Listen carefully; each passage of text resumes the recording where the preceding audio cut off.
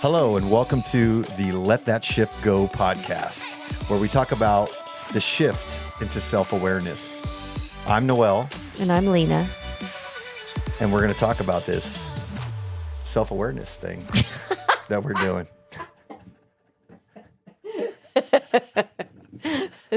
We're going to talk about this self-awareness thing. Well, that's what it is, basically. Yeah. I really didn't know what it was until I ran into my cuckoo sister and my cuckoo brother-in-law. Yep. And you guys kind of, let me behind the veil, if you will, and just to see what you guys were really into and how to become self-aware and what that even is. Because you think that you're self-aware, you know who you are, what you are, but I think you don't know why you do the things you do or why you're triggered to reactions rather than a response. Yeah, 100%. Yeah. And so I think my first question for you is, how did you know it was time to take a look? Well, one of the 3Ds hit, divorce was on the table for me. And it was just really too uncomfortable to stay the same. And I knew I had to make some kind of move in my life or make some kind of, change because what I was doing and what I had been doing for 47 years was just not working. Yeah. Yeah. Once I started to dive in and, that first time we sat down to talk and I started to open up to you and just tell you what was going on in my life. And because I'd been living in this whole facade of a perfect family and successful business and all these, wonderful things that people see on social media. But the stuff that's not for public consumption, we keep hidden. Yeah. And, for many reasons, there's a lot of people who talk about you shouldn't let people know what your stuff is or talk about your stuff. It's nobody else's business. And to some people, or in some ways that's very true, but to the ones closest to you, I think it's really important to understand them, but more importantly, to understand yourself. Yeah. To know how what I do and say affects other people and how it affects them, or what I don't do. Yeah. How I don't show up for my family or for my wife, how I make them feel, and which I was just totally oblivious to. Yeah. Just with such poor, male role models in my life, it was difficult to understand that I was even doing anything wrong. Yeah. So, because you were doing better than what you had been shown, right? Yeah. And so that's a plus. That's a win. In life, we think we're winning when we've improved upon the situations we've come from. Yeah, on the surface, I checked all the boxes. Like I got all this stuff going, and considering where I had come from, that was success to me.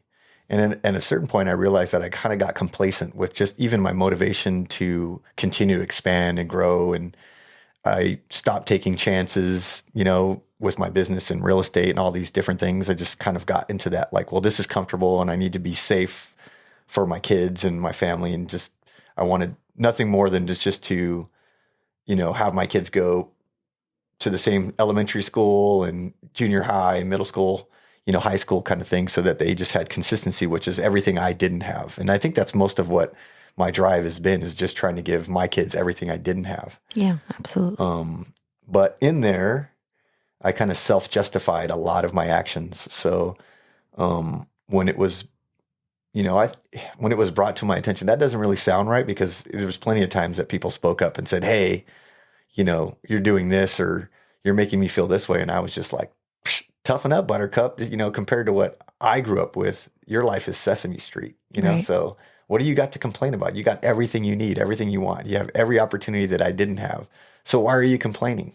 Yeah. But that's not really a good excuse. It's not, that was my self-justification for like remaining the same. Yeah. And believing in like, well, I have to follow the old patterns of, previous generations and what I was just kind of shown to be how a father was, which is pretty absent, from my life. So I was kind of playing it by ear. Yeah. Yeah. Well, the beauty of it is, that in that kind of darkest place of losing what you thought you had, built up to the point of perfection, right? And this outward appearance of that, is that what brought you, that's what brought you to actually have to take a look and have to say, I can't, this isn't working anymore. And Yeah. why is it not working anymore? Yeah, because I feel like I was, going seeing a therapist and reading books and trying to get all this knowledge to be better. And I'd been doing that for probably like 10 years. But I still was stuck. And I think the biggest thing was that I really wasn't diving in. I was talking about things, but I really wasn't diving into how they really affected me. I think I felt like so much shame for all those things that happened to me, but really the shame should be on the people that hurt me. Yeah. But I was holding that. Yeah. So anytime something would happen in everyday life, I would just react and get angry, but I wouldn't know. I would just be acting out. Yeah. Rather than responding in a healthy way, making people feel bad for not seeing things the way that I did. Yeah. Really just not letting people be who they are, and express themselves in their own way, which is kind of how I was raised. So that's kind of what I was just implementing into my own, like family. even thinking there was another way was not on the radar. Yeah, it wasn't even a thought. It was like, I'm successful. Like that, I checked all the boxes, like I said, and from the outside, everybody kind of looked up to what we were doing as a family and, going all these places and doing all these things. But really, I was miserable. Yeah. And not many and people making knew. the people at home miserable. Yeah, because outwardly, everybody thought, oh, Noel's like super happy. But at home, my family experienced me much different because I think I was under a lot of pressure holding all those things in, and that first time that we talked, I started opening up about, sexual abuse, verbal abuse, physical abuse, all the alcohol abuse and drug abuse that I saw and was experienced. I kind of put all those things out. Well, that's not the worst thing that happened to me. And I even when I was telling you about sexual abuse, you're like, wait a minute, stop. Why are you skipping over that now? And in my head, it was like, well, that wasn't the worst thing that happened to me. I need to focus on other stuff. That was just something. But when I actually dove into that, I realized how it affected me, even being homophobic in a sense, Yeah. And I really didn't think I was, but I did say things and do things that would project that, but I didn't feel that way because that's how everybody talked around me. Especially where we grew up, it was, that's just kind of the talk that we had, and I didn't see anything wrong with it. But I started to realize why I started to feel these feelings about that, and it really affected me in a way that I had to step back from it and look at it much deeper and really just release that, Yeah. talk about it, release it in a real way. I've talked about it with therapists, in the past, more recently, not very long ago, but talking about it, there was tears and that kind of thing, but I never really allowed yourself to access it. Yeah, and be to with really it. just talking Yeah. about it. It was almost just like reading a book, but not really going back into those feelings. Yeah. And I think the breath work, really allowed me to kind of sit with it a little bit, and kind of, especially when we did transformational breath work, it really pushed me into a place where I was crying and letting out these emotions, and I felt like I was expressing things that I wasn't allowed to express my whole life. Yeah. Those things get stuck inside of us. Yeah. Yeah, because when things bad happen to you, you don't really, if you hold that stuff in, it never really leaves. It just takes up space. Yeah, it just takes up space. And so when I started to realize, wow, these things is that one thing, and then I went deeper into it and expressed it and really thought about how it affected me and did writing on it and all those things. Then I started to realize how the things I do in daily life were so negative and so impactful on other people around me. Mm-hmm. And it just made me a different person, Yeah. that Very subconscious behaviors. Yeah. Yeah. And it just took for you to be able to access that and be with it and talk about it. The really crazy thing is, we've known each other our whole lives. Mm-hmm. And until there was a moment when you really were in a place of like vulnerable enough to say, I need help. Mm-hmm. And, we were able to sit down and talk. One of the things I realized is that we didn't really know each other. Yeah. I mean, we're siblings. I've always considered you, so close. You're the person I would call if something was going on. Mm-hmm. You're the person I would depend on. And really took for granted the relationship of brother and sister. And it wasn't until we were able to sit down and just really be vulnerable, put down the, how are you going? How are you doing? How's work? How's the family? How's all your outward stuff going? And when that was not the most important subject to talk about, and we were able to really go deep into what was going on for you and moving into that place of vulnerability, that I got to actually realize that I didn't know you. Yeah. I mean, that was the first time I had heard about what had happened to you as a child. Yeah. And, it really brought up this space of like, wow, we did not know each other. Well, I was experiencing my own movie. Yeah. And you were experiencing yours. And when we started to share our stories, we filled in gaps. And I was like, what? That's how you saw it? Yeah. And especially when you opened up to me and said that your biggest regret was that you left me. Yeah. And that was totally opposite to what Your thought. experience was. Yeah. Yeah. So, the dogs are aware. And They're awake. chiming in. But I didn't really think that I could, open up in that way to anybody because it didn't really feel safe. Well, especially for men, there's really not much opportunity for most men to go into a vulnerable space. And especially when it has to come to sexual abuse and, everything that starts to attach a tendril to about who you are as a man and who you are as a husband or in a family. And so it attaches to so many other things. It doesn't become a comfortable place to talk about.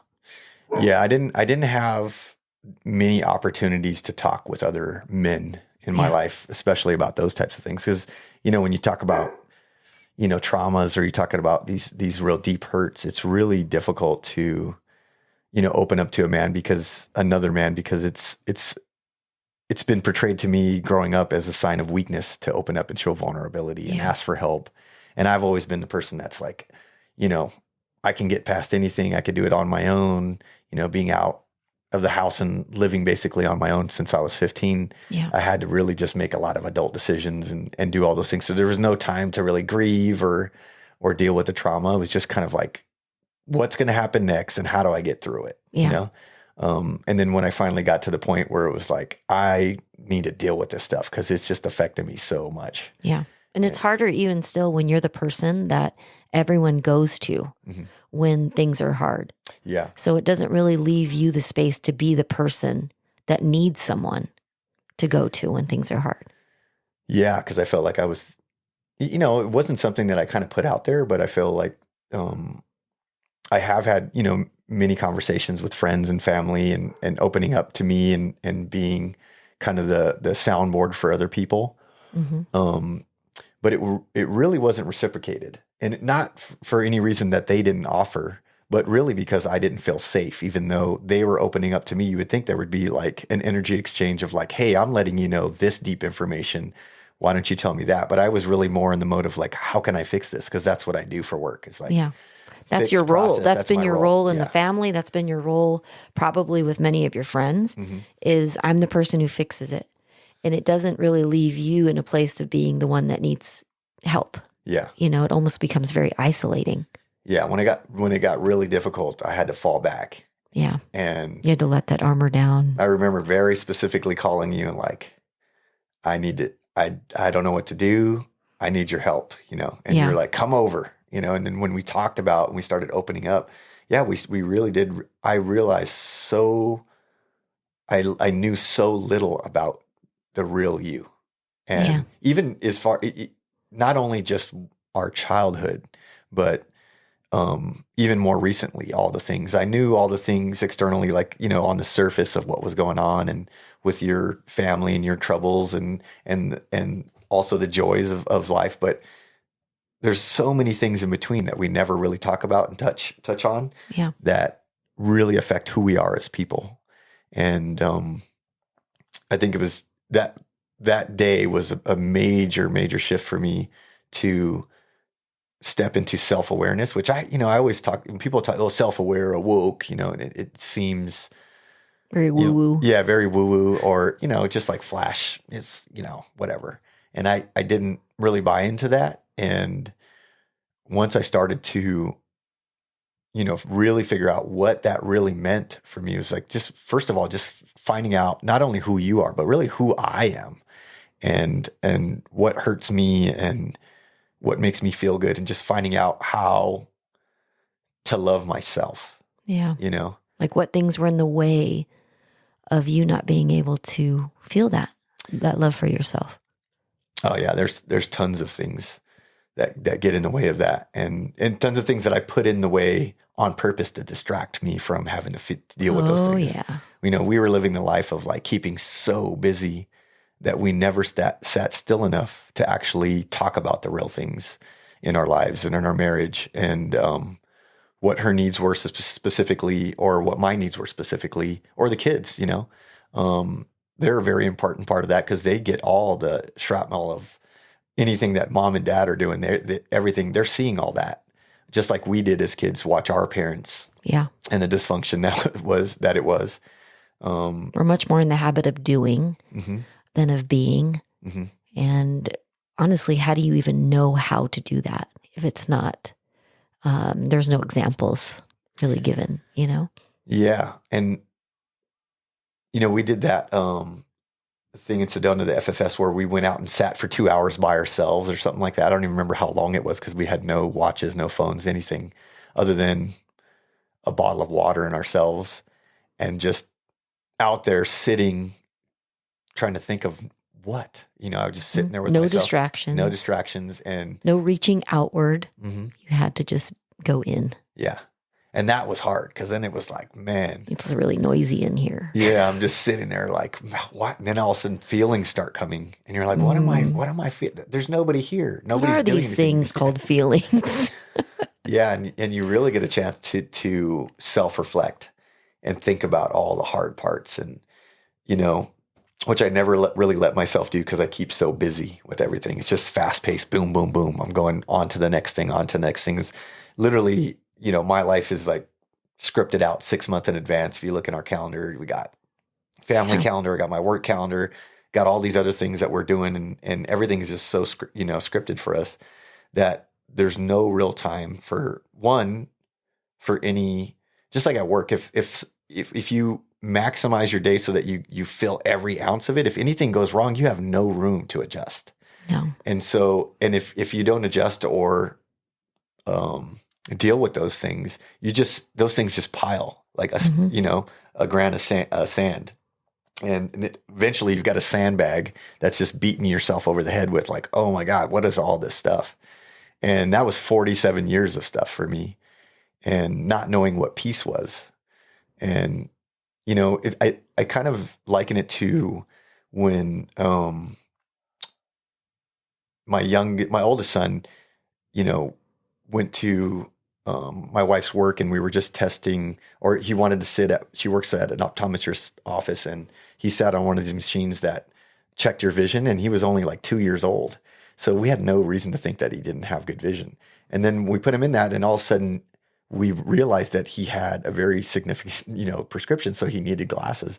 And then now he can see, and the world was kind of opened up. So it's kind of like that feeling of like, wow, I never knew that I could see things in such a different way, because I'm just so in the chaos management. Yeah, you change your aperture, and then, it's like other things start to come into focus. Mm-hmm. Not all of them are pleasant. No, most of them aren't. Yeah. That's why they're kind of tucked back away. And there's things that, people talk about how you block things out, and I never really bought into that. And then once we started talking about things, I was like, I don't even remember that happening. I kind of blocked it out. But once I was in a flow state of just, diarrhea of the mouth, just letting everything out, it was like, wow, I forgot about all that stuff. But I didn't really forget. I just suppressed it, Yeah. And, that example they talk about with the beach ball, and trying to hold it underwater, and eventually your arms get tired and it's going to pop out on its own in a violent way rather than, letting that stuff out naturally and expressing yourself. You can only hold it down for so long. Yeah, looking tough is like highly overrated. I see now. It was always, I'm so competitive with everything and got to be the best at everything. And now it's such a different viewpoint, knowing that a lot of the things that I did to get ahead really had to put other people down. And I didn't do it intentionally. Like even with sports, I never talked bad about the other team. I always, cheered for my team only. But it was kind of passive aggressive, the things that I would do. It wouldn't be outwardly just mean, because I don't really see myself as a mean person, but I would be manipulating people to do the things that I want, the way I see it should be done, and that's the basic thing about judgment is like, we always judge other people based on what we would do in their position. Oh yeah. And I lived my whole life judging everybody. And now when you have to judge yourself, oh man, that is where the shift hits the fan. You just have to. You're knee deep in the shift. Yeah, you just go, holy shit, I'm such an asshole. And do I want to keep doing this? Because what is it getting me? Yeah, it wasn't as much as my life, on the outwardly looked, perfect in a sense. The fact that I was miserable should have been a key sign to me that I was not, going down the path that was in line with where I should be going. Yeah. And so, making that shift to awareness and just trying to, I'm still working on it today. It's not like, it's an ongoing journey. Yeah. If you woke up with breath this morning and your eyes open, there's still stuff to do. Yeah. There's still work to be done. Yeah. I woke up overwhelmed this morning and it was like, I'm doing all this work and I'm still struggling sometimes. But, yeah, I really just had to sit still. That's what it was for me, was shutting down and sitting still, getting my breath, thinking about what I want to do, boo-hoo. I got all this stuff going on. My plate is full. I'm overwhelmed. But what are you going to do? You're going to stand up to it, or are you just going to, tuck it back down and suppress it like you have in the past? And, and you know where that leads. Yeah. And yeah, because it doesn't lead anywhere good. No. So it's still an ongoing battle, but we're here for it. Yeah, we're here for it. Yeah. Yeah. And there is a way out. The only way out is in. Is in? Is in. Yeah. The only way out is in. Yeah, that's true. You got to shine that light in all the shadows within yourself, all the places that you hide stuff. Yeah. And just deal with it, because that beach ball gets really a lot of tension on it, and eventually it's going to come to the surface. Mm-hmm. But it's just, maybe you can choose your response. Maybe you can choose to move into that space and do it willingly. Yeah. It doesn't always have to come to one of the 3Ds, death, diagnosis, or divorce.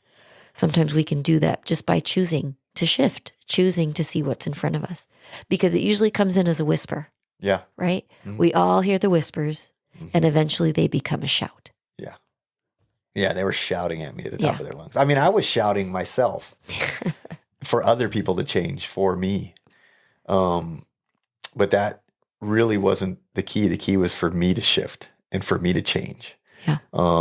Even though there's everybody has things that they need to work on and that thing, I really needed to change for myself. And I really didn't buy into that concept. I kept just attaching my struggles to other people, the way other people were triggering me.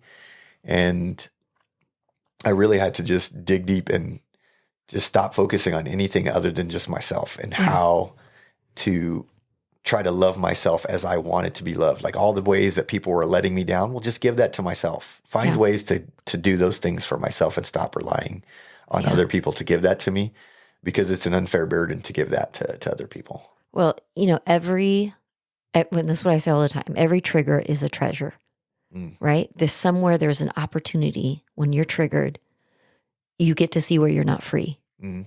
And if you in that moment can recognize, like, I am triggered right now, I feel pain, I feel stress, anxiety, anger, whatever it is, and see that just for a moment as an opportunity to ask yourself why. It's not usually the situation that's happening right in front of you. it's usually attached to a very old story that's now being challenged. Yeah, that was the other thing that was so enlightening, was like, it's not about what's happening right now. Mm-mm. You're getting angry because of whatever just happened. And yeah, rightfully so, you may be triggered or angry about that position or that situation. But if you really dig deep on why you're so angry, because it really shouldn't be that big of a deal, whatever just happened at that point.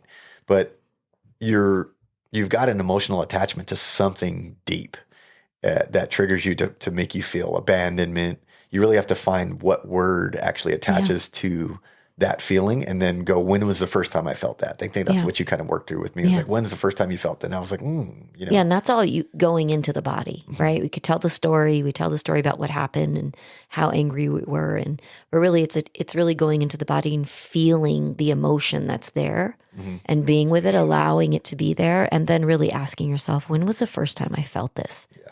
And it wasn't last week. Yeah.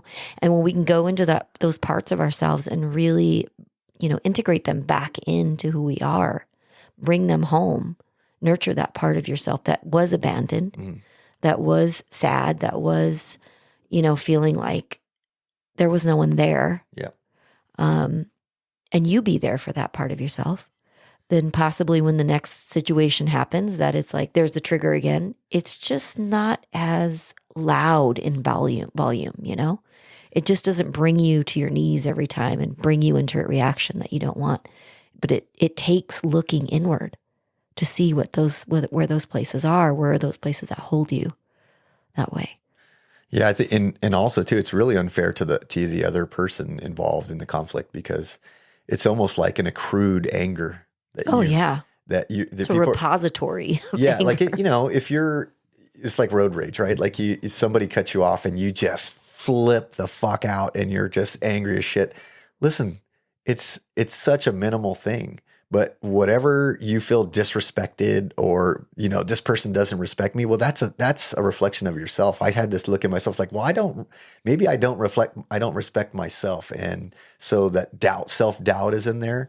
But if this person, I'm not going to let that person disrespect me. Yeah, they don't even know you're there. No, they probably didn't see you.